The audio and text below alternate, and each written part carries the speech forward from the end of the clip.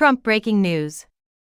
In a surprise appearance, Nikki Haley crashes Trump's SNL town hall. Why won't you debate? In an unexpected cameo during this weekend's SNL cold open, the real Nikki Haley met a fictional Donald Trump at a town hall in South Carolina. In a mock CNN event, the former UN ambassador interrupted the actor James Austin Johnson, who was playing the role of the president, to field questions from viewers in the run-up to the state's Republican primary later this month. To dispute Nikki Haley, why not?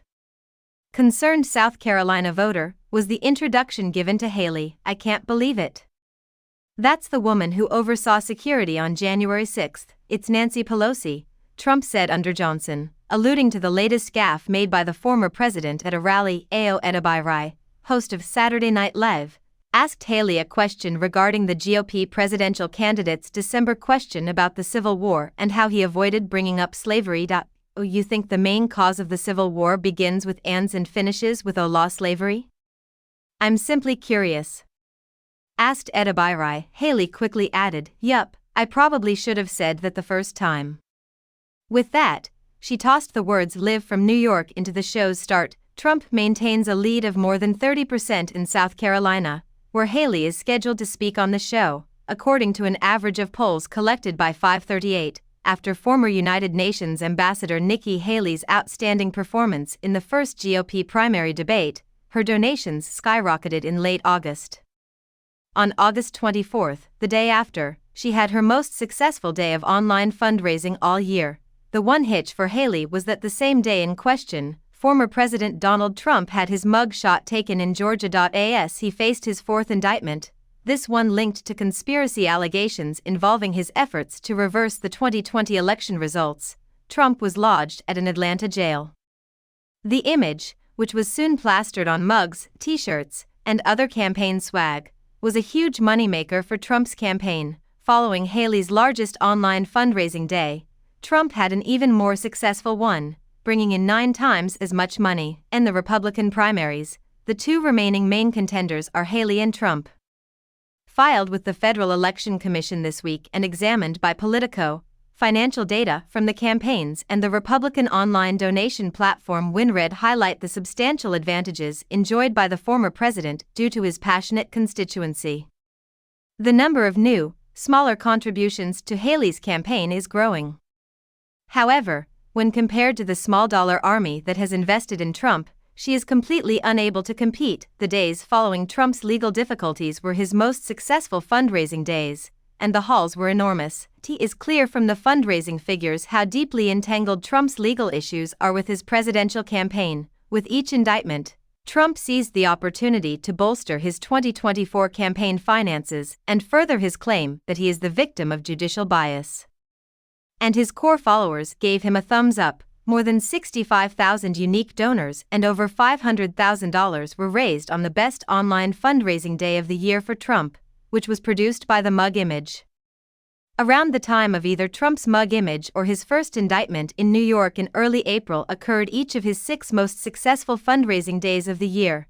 There was some intentionality to the fundraising surges that occurred in the wake of Trump's indictments. Sending out fundraising emails, Trump's staff responded to news of his first indictment by a Manhattan grand jury. The indictment was for his alleged role in hush money payments made to porn star Stormy Daniels just days before the 2016 election, an accusation he denies. While Republicans flocked to the former president's defense, Trump's camp staged a cable television extravaganza for his arraignment in New York, drawing even more viewers and contributors.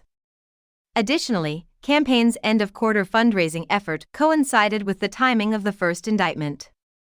We are living through the darkest chapter of American history, stated the Trump Save America joint fundraising campaign in an email sent a few days ago. With your help, we can protect our movement from the relentless witch hunts and secure the White House in 2024, with an impact of 1,500%. The graphics from each event were also used by his campaign. A t-shirt featuring a false mug shot reading "Not Guilty" was included in an email sent by Trump's campaign in April, just before he submitted his plea in New York. In the Big Apple, no mug shot was found. However, the one in Atlanta did exist. The photo of Trump furrowing his brow at the camera set a new record for the Trump campaign's fundraising in one day, coming in at $4.18 million. Strong debate performances brought in more money for Haley. Early state polls had Haley in the single digits, but her impressive debate performances catapulted her into the double digits. More money went into her campaign because of them as well. The day following her debut on the platform of a presidential debate, Haley had her most successful online fundraising day, collecting almost $468,000 through WinRed. Because of the impact of the GOP primary debates, she was able to raise more money in the days after the third and fourth debates than she had on the day she began her campaign. Organic interest wasn't the only factor propelling the cash flow. During and after each debate, Haley's campaign used fundraising emails and texts to brag about her performance. "Wow, this message is going viral." One fundraising email from August 24 included a video of Haley's speech during the debate and the request to rush a donation in order to help spread her message further. Although gaining the endorsement of Chris Sununu of New Hampshire was a major victory for Haley's campaign, the financial benefits accrued more from her attacks on Vivek Ramaswamy during debates and her foreign policy stances on Ukraine and Israel. With the endorsement of the well-liked Republican governor, Haley's campaign took off in state polls, effectively cutting down the field. The day Sununu backed Haley, though, she raised about $168,000 online. Just 6 days prior, on the day of the fourth Republican debate in Tuscaloosa, she managed to raise approximately $380,000 in a single day. With the help of her rising star power, Haley was able to outraise Trump in one key fundraising metric. The number of first-time contributions to her campaign began to consistently outpace his. While cultivating a network of loyal backers, Trump was able to sustain his campaign financially, although Trump continued to raise significantly more money than Haley. The gap between the two began to close in the last 2 months of the year, when Haley began to attract new contributors at a quicker rate than Trump.